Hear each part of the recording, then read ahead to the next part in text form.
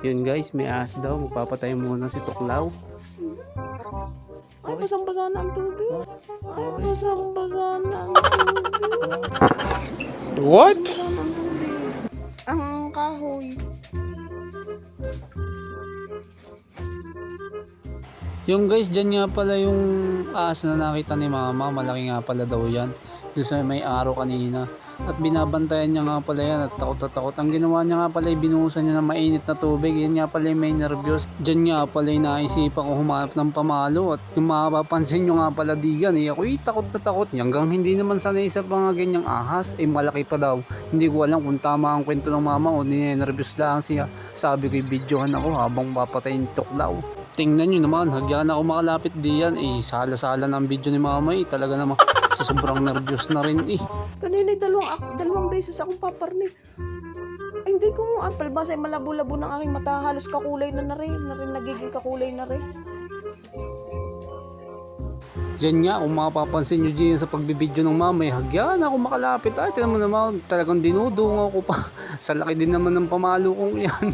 Kala mo yung napakalaki, may napakaliit naman. Ay, hindi ako makalapit. Diyan nga pala yung nagpunta daw sa may kinumpayan, sa may mga sakong yan. Sabi ko kasi napakakalat din kasi. Hanggang di na rin basta nakakapaglinis. Sabi ko nga pala diyan, ililinisin ko na yan lahat. At ayoko na ng ganyan. Tingnan nyo naman si alias Tuklaw hagyan ang makalapit, hindi makalapit. Hindi ko kasi talaga alam kung tama ang kwento ng mama kasi malaki daw talaga yung ahas. Hindi ko man, ako may natatakot syempre, baka mamaya ako masunggaban si Tuklaw, mahirap na. At diyan yung aking nilakasan ng loob. Yan, si alias Tuklaw hinahampas-hampas ang sako. Tingnan nyo naman, hagya ako ng masungkit talagang sinusungkit ko ayaw. Baka mamaya may lumabas na ahas mahirap na. Di yan nga yung aking sinet up ng aking camera hindi ko man nakalaing maliwanag pala diyan kainitan takot din kasi ang aking magbibideo yan nga kung mapapansin ninyo hagya ko ng mahila ang sako kaala mo may tae pasintabi nga pala sa mga kumakain talaga namang malaki nga daw ako yung tatakot din yan nga't aking iniisa-isa yung mga kahoy na yan yung kanilang mga pinangahoy ng mga papat mama tsaka pinangumpay baka mamay nakasipit yung ahas mahirap na pag naman lumabas talaga namang papatayin ni Tuklaw yan pasensyahan kamay di yan nga pala naisipan kong tingnan sa may bandang itaas maya sinusungkit ko akala ko may lalabas na ako'y tatakbo na pagkatapos ko nga palang malinis yung mga sako doon nagpunta naman ako dito sa tinalasan na mangga ng aking kapatid at tamang rest day nga pala ako di aking lilinisin naman ito sabi ko baka dito ko makikita yung ahas at iyan nga aking nga pala di yung lilinisin napakasukal na pala niyan kasi tanggalin natin yan para makita yung ahas. Ako nga pala nag-change outfit diyan. Yan, complete gear ako diyan. Nakabota, naka-jogging pants, naka-long sleeve. Yan ang mamay rek-rek. Nag-long sleeve na, naka-full gear na.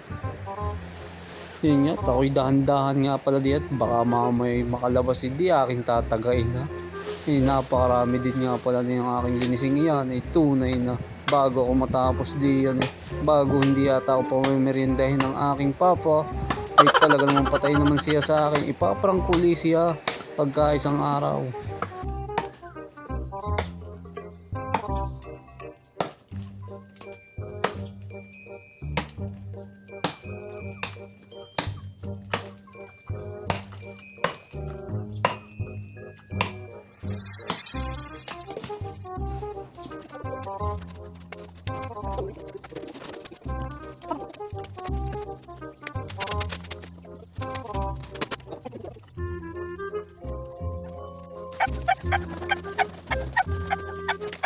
Guys, pati ito nilinis na namin, tinalas na namin.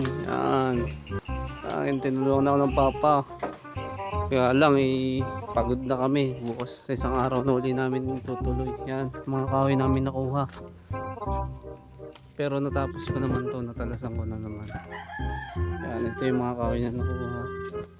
Yan, iba na. Sa ano na ito, linisin ko pa yan kasi may lalagay na ako dyan.